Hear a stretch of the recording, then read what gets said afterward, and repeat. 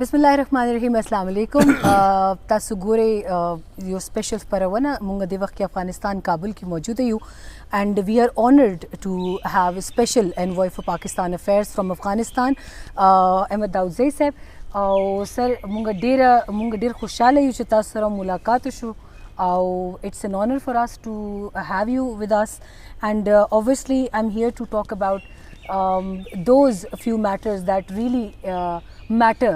They are a matter of they are matters of importance between people of Pakistan and Afghanistan. او موږ به خبره اتره کوو کوم چې د اولس نواله اولس پورې د پاکستان او د افغانستان ترمنځ معاملات دي هغې په هکله به خبره کوو او موږ دا غواړو چې کوم روټین کې خبرې کیږي عام په توګه خبره کیږي د پاکستان او د افغانستان په هکله هغه خبرې خو کیږي خو کوم خبرې لازمي اهمیت ساتي موږ به داودزی صاحب سره هغه خبرې زیاتې کوو. سر ډیره مننه ستاسو ټایم دپاره and زه به شروع کوم ټول نه مخکې چې پاکستان لپاره ستاسو خپل جذبات څه دي ټول نه مخکې به دا خصوصي سوال به ولې چې تاسو سفیر په حیثیت هم هلته پاتې شوي یې او موږ تاسو سره اسلام آباد کې کار هم کړی دی او it was a golden period for the people of Pakistan and Afghanistan as well. You worked a lot towards that. نو ستاسو جذبات بسم الله الرحمن الرحیم. زه هم تاسو ته د زړه له کومې ښه راغلاست وایم. کابل ته ښه راغلی، افغانستان ته ښه راغلی. داسې چې پاکستان زموږ دپاره دویم کور دی، داسې افغانستان تاسو دپاره دویم کور دی، ستاسو دپاره کور دی. خپل کور ته هم ښه راغلی او په راتلو موږ ته افتخار وبخښه. دغه تلل راتلل چې څومره ډیر شي د زموږ او ستاسو د دواړو ملکونو ترمنځ به مینه محبت ډیر شي. مشکلات چې که څه پاتې هغه به حل شي. زما خپل جذبات شخصي جذبات خو دا دي چې د انسان هغه د عمر بهترین وخت د 20 نه تر 40-50 او دغه عمر د 20 نه تر 42 پورې دا ما پاکستان کې تیر کړی چې کله نه شوروي اتحاد راغی منیز د مجاهد زه پېښور ته لاړم، د هغه ځای نه مې افغانستان ته تګ راتګ کوو. هغه یو برحقه مبارزه وه، په هغې کې ما سهم درلود او د پاکستان ولس موږ سره ولاړو په هغه مبارزه کې او بالاخره خدای تعالی په هغې کې کامیاب کړو. بیا هغې نه وروسته ما دپاره ډېر افتخار و چې زه د ملل متحد کې UN کې په یو ډېره ښه عهده باندې په اسلام آباد کې هم د 96 نه تر 2001 او بیا هم دا افتخار خدای تعالی را وبخښه چې دوباره سفیر شوم 2011 نه تر 2014 پورې. یعنی په پاکستان کې په اسلام آباد کې په پېښور کې ما هیڅ وخت د بیګانه‌توب احساس نه دی کړی، نه د فرهنګ د لحاظه، نه د ژبې د لحاظه، نه د محبت د لحاظه. پاکستان یو د 2-3 داسې ملکونو دی دنیا کې چې زه پیژندلی یم چې افغان یم او ما په تنده کې یو خوښي لیدلې ده او ښه راغلاست یې راته ویلي دي. نو دا احساسو دپاره د دې احساس دغه ښه اړخونو دپاره ما سره الفاظ نشته چې زه یې تشریح کړم. What is your take on current ongoing situation between Pakistan and Afghanistan? You are taking care of a very important matter. It includes everything: education, health, trade, above all trade, which is now a matter of discussion between the two nations. No, what is your take on that? What is the state in that phase right now? For the first time in the past 20 years that I've been involved with the Afghanistan-Pakistan relationship, we hear that Pakistan says our policy in regards to Afghanistan and the region will be led by economic considerations, by economy, not by security. This is very pleasant for us. This is exactly what we expected Pakistan to state, and now they have stated it, and we have heard it from the top policy makers of Pakistan that economic issues will be the most important considerations for Pakistan. Now, as a consequence of that is the regional connectivity. Right. because if Pakistan wants to have trade with Afghanistan and through Afghanistan with Central Asia, yeah. And Afghanistan wants trade with Pakistan and through Pakistan with the world, and also with India. Now, for that, there is need for stability in Afghanistan. There is need for peace in Afghanistan. True. Regional connectivity, regional trade without stability and security in Afghanistan, it's useless. It cannot be done. Now, we see that there is enhanced realization in Pakistani policymakers. Now, we have to take steps together to institutionalize that and to operationalize that. That's a challenge. It's not easy, but both sides are intended to move on it. The visit of Prime Minister Imran Khan last year, November last year, was a milestone in this direction. And in the visit of General Bajwa a few weeks ago, or rather a month ago, boosted that understanding that's there. Now, there are challenges in operationalization of that policy statement by the top military and civil leaders of Pakistan. And also in Pakistan, we note that for the first time that I know, and I'm dealing with Pakistan, that the army and the civil government is exactly on the same page. They use even the same words. This was not the case in the past. So there is no difference coming from civil government and military top brass. We don't have to meet this and that one at the same time. So you are at the same table in Pakistan when you go there. Yes, exactly. But that was not the case in the past, and I hope in future also it remains this. So to summarize, the economic file is leading the security and all other matters. And Pakistan is a unified setup now when it comes to their policies on Afghanistan. Now, in terms of details, we are negotiating the new APTA. Although the old one is extended for 6 months, which is good, that's okay, because doing something in a hurry which doesn't work is not good. We should take time. And it should be resolved from the grassroots. Exactly, from the grassroots, involve the private sector to have they have their say in that, and then finally we would sign it, and then we are also negotiating agreements on refugee return and reintegration. Although the refugees, until they are in Pakistan, their strategy is now very different. Their conditions are very different. For the first time, they get their e-card, which they never had that. And for the first time, they are entitled to have a bank account, to have a driving license, and many other privileges. And it seems insurance very pleasant also. in hearing that. Absolutely. So they are very happy. Beside that, for refugees, they have more access to higher education than ever before. You might know that in the past 20 years, we have university level graduates of up to 50,000 Afghans, boys and girls. Now, not all of them are on scholarships from Afghanistan. Just less than 10,000 maybe there on scholarship.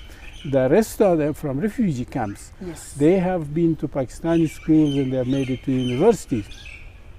And then another positive dimension of that is, if we consider the ratio of Afghan student graduates from elsewhere in the world, the Pakistani in terms of numbers is high, but more so in terms of the field they study. We have the highest number of doctors and engineers graduated from Pakistan. That's very good. In Iran, we may have something like close to 100 graduates in the past 40 years. But hardly 1 or 2 engineers you find amongst them, or doctors. While here in Pakistan, even now, if you go to any hospital in Kabul, most of their doctors are graduates. And we are really proud of them. We are really proud of them, no doubt about it. Absolutely. So, I mean, on the positive side, there is a lot. There is. On the sides that I don't call them the negative side, on the remaining issues. But of course, we would like to hear about them as well. On the remaining issues that we need to look into that, and we need to make progress. That's peace in Afghanistan. Sure. Now, Pakistan in the past 4 decades had a big say in both war and peace in Afghanistan. War, it starts from helping the Afghan Mujahideens against the Soviet Union. And peace, it starts recently that Pakistan has been playing a positive role in terms of facilitating talks between Taliban and the Afghan government. Now, that's an area that we have to do more. That's an area we expect more from Pakistan. While we believe that Pakistan wants peace and stability in Afghanistan, but we also know that Pakistan has a great influence over Taliban. And now it's time that they use that influence and convince Taliban to give up. There are some positive changes on that side also. Okay. Like in my last visit to Islamabad in February, I requested my Pakistani brothers in the Ministry of Foreign Affairs that instead of calling for violence reduction, please call for ceasefire. Ceasefire. Yeah. And they did that. I heard you there. Yes, and they did that. And recently I heard Foreign Minister Qureshi who said immediate ceasefire. Exactly. We want it immediately. So these are all positive directions. We need to do more on that. And you think that both the nations are also on same page right now?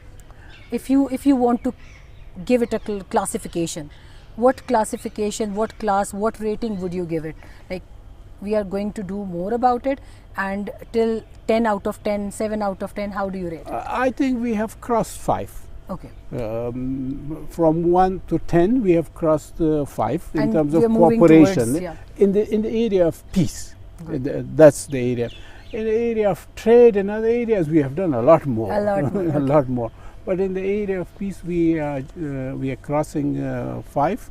I think the way things are moving now, if it continues, I'm very optimistic that before the end of the current year, 2021, we might see tangible progress, tangible result. We do hope so. When it comes to intra-Afghan dialogue and peace process, both the things, do you really think that something is there which is overshadowing intra-Afghan dialogue? Because we are paying more attention to peace process with the other stakeholders, but don't you think intra-Afghan dialogue is the thing that should be given most kind of importance? This should be resolved first, and then we should go out to talk about peace process in the other countries. I think so. I think we are at that stage that we should give it top priority. Exactly. And that's because before September 11, the US presence in Afghanistan will come to 0. That's what Taliban wanted. That was their excuse for the continuation of fighting. Now, because that's coming to an end, we should take it as an opportunity. That before September arrives, that meaningful dialogue has started, and we must have made the significant progress. At the moment, we don't exactly know what Taliban wants. Because there has never been a meaningful dialogue between the Afghan government and Taliban. There is absence of that. There is absence of that, and that's where Pakistan can play a critical role to bring the two sides face to face. Exclusively. Yes, so that we know what Taliban exactly wants. And I don't think there is any other country at the moment that can play more significant role, more critical role than Pakistan. So when it comes to youth of Afghanistan, we see a lot that there are certain areas of life in Afghanistan. I was visiting Kabul everywhere. I was moving freely. I met a lot of people. Don't you think that still there is a lot of need to be done? And where do you see Pakistan's role in filling those gaps as your immediate neighbor, which is I think the only neighbor which shares cultural, traditional, language and linguistic and every kind of ties. So where do you see Pakistan's significant role in filling those development gaps that needs to be brought in Kabul or elsewhere in Afghanistan? Yes, you know, we are a young nation. Our youths are majority because of the war. Their parents are killed. Around 75. Yes, around 75%. Yes. And so luckily, we have crossed the threshold of 1.5 million university graduates. So if our population is 30 million plus, let's say 33 million or maximum 35 million, then 1 in every 25 Afghans is a university graduate now. And that's in the past 20 years. Because before that, there was a huge gap of that. Now, that's our biggest asset. We might have minerals, we might have gas, we might have lithium. These are nothing compared to our youth. A young generation. A young generation, educated young generation. Yes. Now, Pakistan has played a key role, a critical role in their education. Now, to offer them a good future, we expect Pakistan to also play a critical role, a key role. As one memory that I want to mention to you, sometimes back I was in my car and I was listening to Radio Azadi, and a lady called and she was speaking in Urdu, and the man said, are you a Pakistani? Are you calling? She said, no, I'm Afghan. She said, where are you calling from? She said, I'm calling from Baghlan. It's because she was so fluent in Urdu that the man said, thought that recognize the nationality. Yes. And then she said, I'm born and raised in Pakistan and educated in Pakistan. I'm back in Baghlan. I have a good job. I just wanted to show you that where I originate in terms of education and in terms of feeling. So I mean, the youths have that kind of feeling. And that feeling has expectations also. So they expect Pakistan to give them value, to give them opportunity. In the past, obviously, mistakes were made. Because in the past, Pakistan thought that maybe Taliban or Talibanization may safeguard their interest in Afghanistan. I think now the youths are trying to prove to them that, no, we recognize your legitimate interest. And we want to offer our help, but you also need to offer your help for us to live in peace and harmony, and we need to have a situation where we can apply what we have learned for the benefit of Afghanistan and the region. That's very true. And apart from education, what other fields are you see that we can play a pivotal role in bringing not just peace but development, sustainability and stability in Afghanistan? There is a lot, but more specifically economic. For instance, let's take example of investment. Afghanistan is having preferential treatments in European markets, in US markets. So if we manage to provide conducive environment to Pakistani investors to invest in Afghanistan and produce in Afghanistan and export it as Afghan products, that will benefit Afghanistan enormously. That's very good hearing it from you. One last thing, how can we use cultural opportunities, specifically sports diplomacy between Pakistan and Afghanistan, if Pakistan can use this tactic of diplomacy with India, whom with Pakistan has not that kind of a good relationship, but on the other side, Afghanistan is the country that is a brotherly Islamic country for us. We share everything with you. So why not this cricket diplomacy? Why not a friendly cricket match between the two nations' cricket teams? How can you play your role in bringing that dream to come true? In the past, let's say 20 years, our political relationship had its ups and downs. But the only area that was not affected adversely was sport. Sports, and more specifically cricket. That's a binding glue between the two countries. And we have to do more on that, have friendly matches in Kabul, a friendly match in Pakistan somewhere, in Afghanistan somewhere, in Jalalabad and others.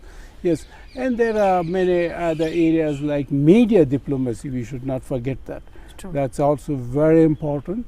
We would like Pakistani media to travel to Afghanistan, Kabul, Mazar-e-Sharif, Kandahar, Jalalabad, everywhere.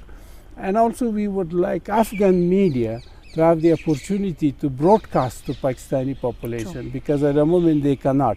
They are not on Pakistani cables. We are working towards and that. And it's being worked out.